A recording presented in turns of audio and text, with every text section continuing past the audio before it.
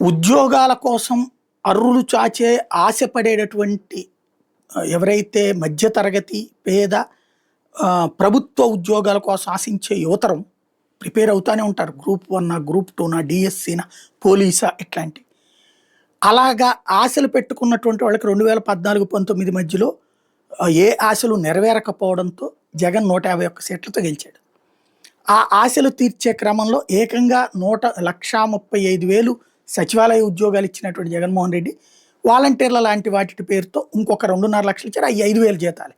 అది ఓ రకంగా అది ఉపాధి అవకాశం. బట్ ప్రభుత్వం తరపు నుంచి ఇక్కడ 1,35,000 మందిని మాత్రం 18,000 జీతంతో బిగించేసి ఆ తర్వాత కంటిన్యూ చేసుకొచ్చినటువంటి పరిస్థితి ఉంది. ఒక బాధ్యతాయుతంగా చేసుకొచ్చారు. ఆ తర్వాత వాళ్ళని పర్మనెంట్ కూడా తనుండగానే చేసుకొచ్చాడు. అయితే అతను ఫెయిల్ అయింది ఎక్కడ అంటే ఒకసారి చేసేసాడు, అయిపోయింది, వదిలేశాడు. డిఎస్సీని పట్టించుకోలేదు, అట్లా గ్రూప్స్ని పట్టించుకోలేదు, అట్లాగే కానిస్టేబుల్స్ది ఉద్యోగాలు పట్టించుకోలేదు, పోలీసులు ఉద్యోగాలు పట్టించుకోలేదు. దాంతో ఫస్ట్ ఏడాది ఉద్యోగాలు వచ్చేసి నేను సంబరపడిపోయి 5 ఏళ్ళు కడుపునే చేసి కూర్చుంటారా? ఆ తర్వాత రాకపోవడం అసంతృప్తి. మేము వస్తే ఇస్తామన్నట్టు తెలుగుదేశం ప్రభుత్వం అధికారంలోకి రావడానికి కారణమైంది అది. జగన్ 11 సీట్లకు పరిమితం అవడం, వీళ్ళు కూటమి 164కి ఎదగడానికి కారణం కూడా అది. ఇప్పుడు ఈ ప్రభుత్వం సీరియస్గా ఆలోచించాల్సినటువంటి విషయాల్లో అదొకటి. డిఎస్సికి సంబంధించి జగన్ టైంలో ఆరంభించి ఆగిపోయిందని మనం పూర్తి చేశారు. Very good. గ్రూప్ 1 గ్రూప్ 2 విషయాల్లో ఏదో స్పోర్ట్స్ కోటాకు సంబంధించినటువంటి దాని మీద వేసిన కేసును బేస్ చేసుకుని 3 నెలల నుంచి ఆగిపోయింది.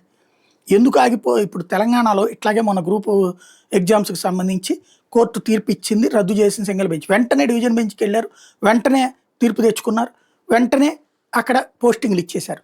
స్వయంగా రేవంత్ మొన్న వాళ్ళకి దసరా ఉత్సాహాన్ని ఇచ్చాడు.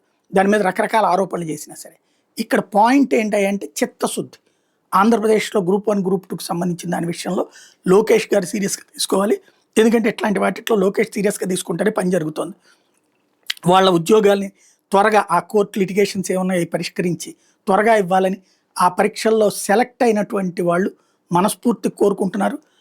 తొందరగా సెలెక్ట్ చేయగలిగితే లోకేష్ని మరింత ప్రేమిస్తారు వాళ్ళు.